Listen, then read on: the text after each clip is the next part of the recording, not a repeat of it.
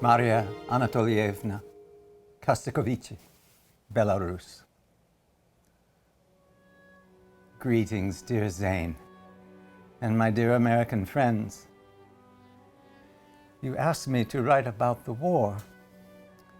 Although it is hard to relive those painful days, I will shake up my brain and go back to my distant wartime childhood. War and children of war. Dreadful words, but you cannot escape them.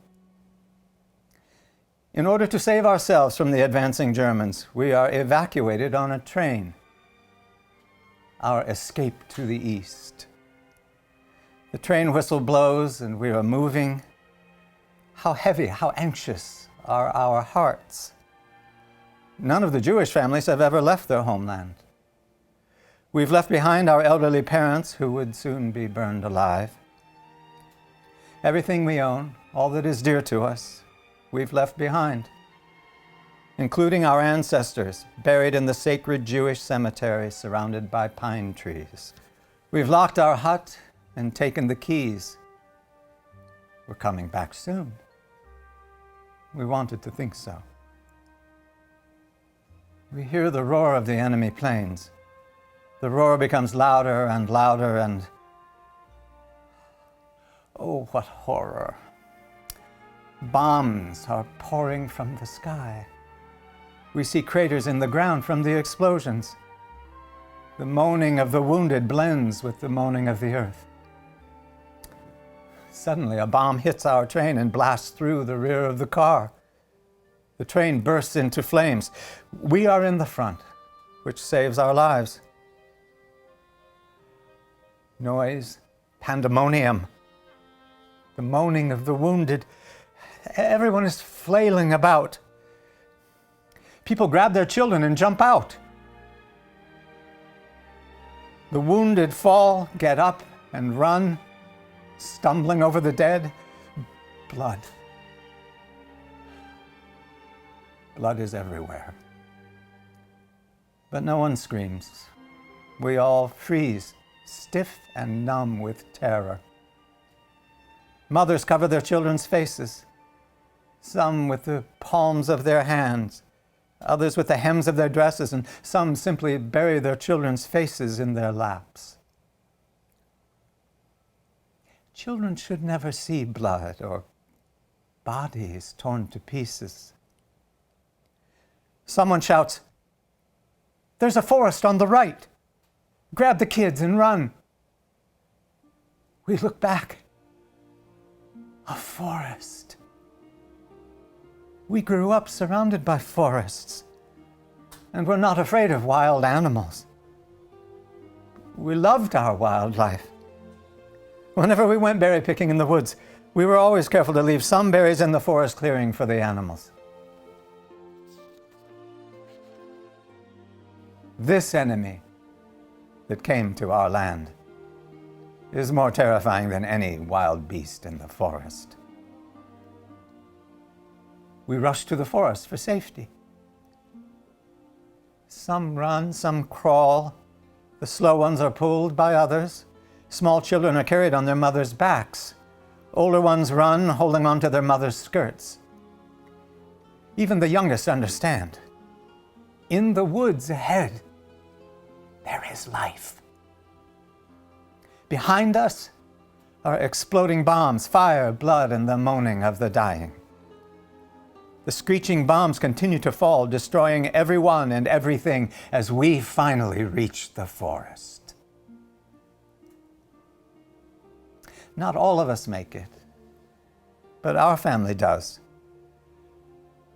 We fall to the ground and try to disappear into the earth so that we can't be seen from the sky. We hear a burst of machine gun fire.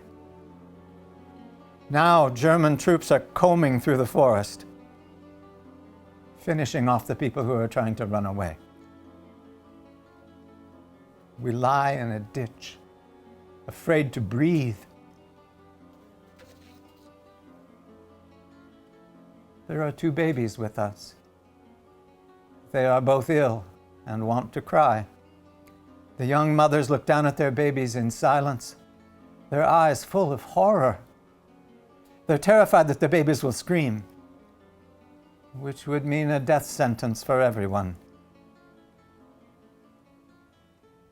If the babies cry, we will all die together. They try to keep their infants' mouths closed with their hands, but can't manage much longer. There is a young man among us, covered in mud from head to toe, but very handsome. Only later did we learn his name, Chaimke. Chaimke understands how the mothers feel. After all, he had his own mama somewhere.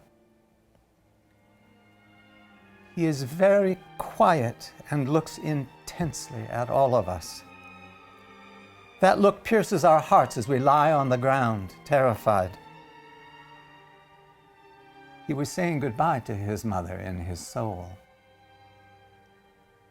He crawled away on the muddy ground toward the gunshots and the German curses.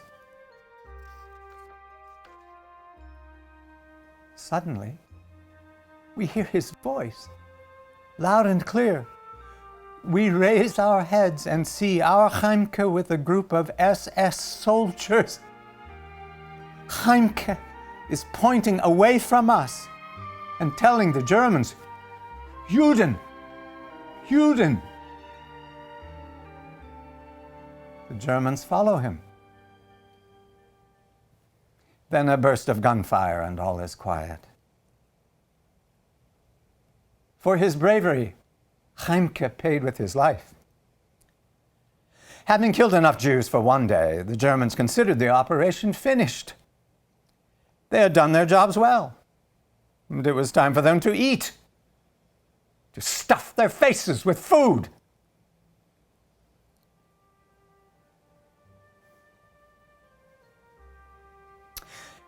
We crawl to our fallen hero and lie beside him for a long time, not moving.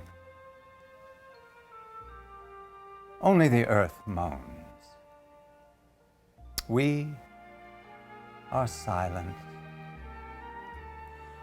To our surprise, the babies who saved us with their silence are now asleep. But this isn't the silence of peace. This is not the way children are supposed to sleep.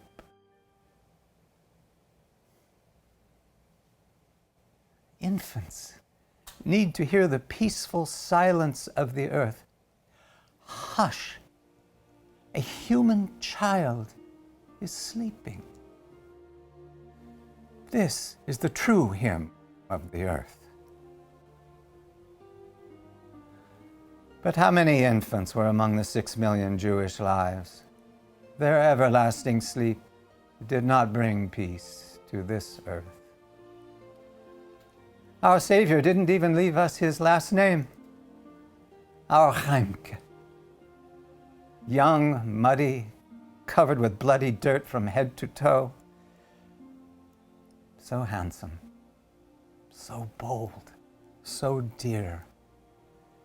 Our Chaimke wanted to live as much as we did. It is said that a person never really dies as long as just one person remembers him. There is no last name, but we will remember our Chaimke until our last breath. Kisses, Mariya Anatoievna.